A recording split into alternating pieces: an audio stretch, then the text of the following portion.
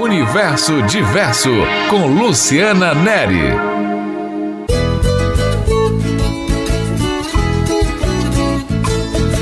Umbu gigante. Você já ouviu falar desse fruto? Para ser considerado gigante, o umbu tem que pesar acima de 70 gramas. E é uma cultura que vem transformando a vida de dezenas de famílias da nossa região. Para começar, vamos conversar com Eduardo Ganem. Ele é engenheiro agrônomo, professor do CETEP, ex-servidor da UESB. Ele é criador e coordenador do primeiro projeto do Umbu Gigante e atualmente é colaborador do programa. Eduardo, como surgiu o Umbu Gigante? Foi um projeto de agronomia? O Umbu Gigante, ele surgiu espontaneamente, surgiu naturalmente na Caatinga. Isso provavelmente foi uma espécie de mutação. A gente chama de poliploidia, mas é uma espécie de mutação que acontece de forma natural. Não há nenhuma interferência do homem nesse aparecimento do umbu gigante. E como foi então que esse fruto se proliferou? O que aconteceu foi que o homem observou essas plantas com frutos maiores e simplesmente clonou, fez as enxertias. O enxertia é uma maneira de você clonar a mesma planta e ter em outro ambiente uma planta igual, né? Através dos ramos, dos galhos. Então o homem foi clonando essas plantas gigantes que ocorreram em vários municípios do país, várias regiões do país do Nordeste, e catalogou essas plantas, mediram o peso dos frutos e a partir daí começou o trabalho de registro dessas plantas junto ao Ministério da Agricultura, e hoje existem algumas cultivares de umbu já registrados. No semiárido brasileiro, vários umbuzeiros que ainda estão por ser encontrados que produzem frutos gigantes, e é dessa forma que se propagou o umbu gigante, pegando um galho de uma planta que produz fruto grande e clonando, né, através de várias maneiras, enxertia, estaquia, são as maneiras de propagação de plantas com desenvolvimento mais longo. Eduardo, por que o umbu gigante produz tão bem no clima semiárido? O umbuzeiro produz no semiárido porque as condições climáticas são propícias para o desenvolvimento da cultura. A cultura gosta de um período chuvoso para que haja o desenvolvimento de frutos, tanto no tamanho quanto na quantidade, e o desenvolvimento das folhas. Nesse período chuvoso também as folhas estão mandando nutrientes para o fruto e estão mandando nutrientes para as batatas, que são as raízes, né? As batatas que acumulam reserva. E na seca, Eduardo? O período seco, que ocorre aí a partir de março, quando acaba as chuvas, o que é que acontece? O umbu cai as folhas para não perder água. E ele cai as folhas, acumula reserva nos ramos. As batatas já estão cheias, porque no período das águas as folhas mandaram nutrientes para as batatas. Passa o período frio, e quando chega o período de calor, que começa geralmente em agosto, setembro, as plantas começam novamente a florar e lançar folhas. E nesse período, o que é que acontece? A batata manda nutrientes para que isso ocorra, para a floração, para o pegamento inicial dos frutos, para as folhas se desenvolverem. E aí já é hora de voltar a chover, né? Já chega também a chuva dos umbus. Logo depois da chuva dos umbus, aí, pouco depois vem a chuva das águas, e aí completa o desenvolvimento da planta para o crescimento de fruto e de folhas. E se a chuva não vier? Se não houver o período da chuva dos umbus, ainda assim o xilopóide consegue segurar, mandar nutrientes para segurar até chegar a chuva das águas essa produção de frutos. Eduardo, como conseguir a propagação do umbu gigante? Para se produzir umbu gigante é necessário clonar. Por que clonar? Porque se a gente pegar a semente de uma planta que produz frutos grandes, gigantes, esse semiárido não tem nascido, a gente não tem conseguido obter germinação com ela.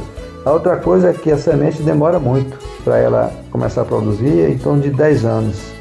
E se você fizer a clonagem no umbu, você consegue a partir de 4, 5 anos começar a produzir.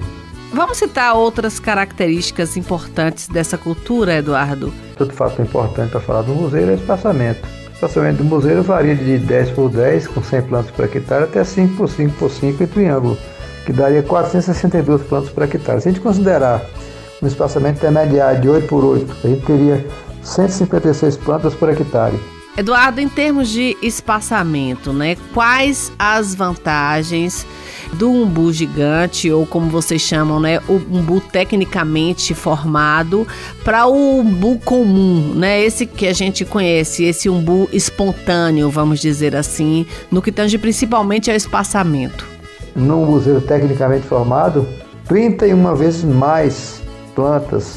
Então nós teríamos em 1 hectare plantado no espaçamento de 8 por 8, uma quantidade equivalente a 31 hectares em apenas 1 hectare, ou seja, apenas no quintal do produtor, sem comprometimento do plantio das culturas anuais, do mantimento que ele faz, andu, feijão, catador, que ele utiliza todo ano, porque o umbu tem um espaçamento muito longo e permite que se use bastante tempo entre as culturas do umbuzeiro e outras culturas alimentares.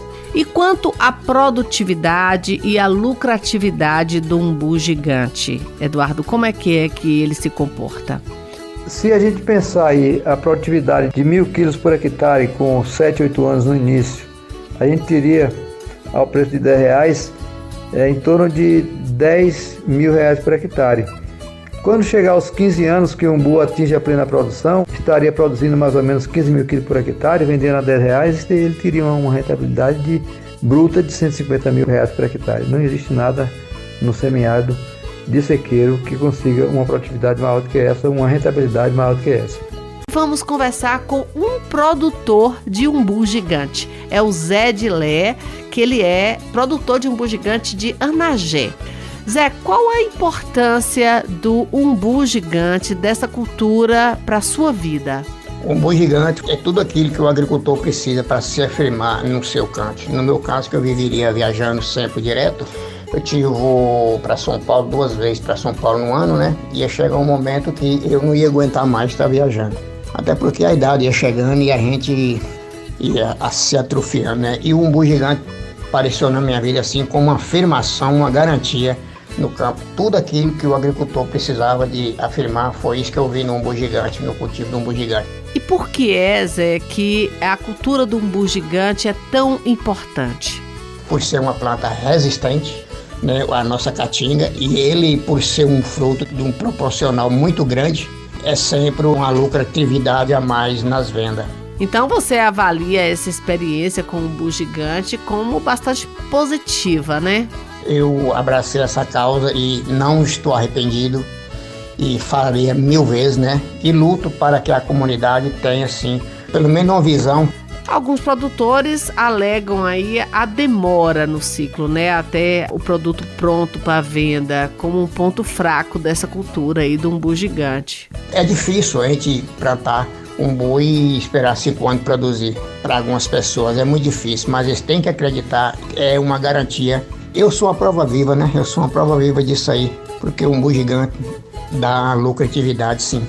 Nós vamos conversar com o professor Miro Conceição. Ele é engenheiro agrônomo, doutor e professor da UESB, além de ser um grande incentivador desta cultura. Professor Miro, muito obrigada por ter aceitado o nosso convite. O senhor é um defensor do umbu gigante, né? Por quê? Considerando que nossa região tem grande parte de semiárido, localidades sem água subterrânea, sem rios, sem barragens, onde não existe a possibilidade de irrigação, a cultura do umbu ela vem então demonstrar uma grande possibilidade de fruticultura de sequeiro.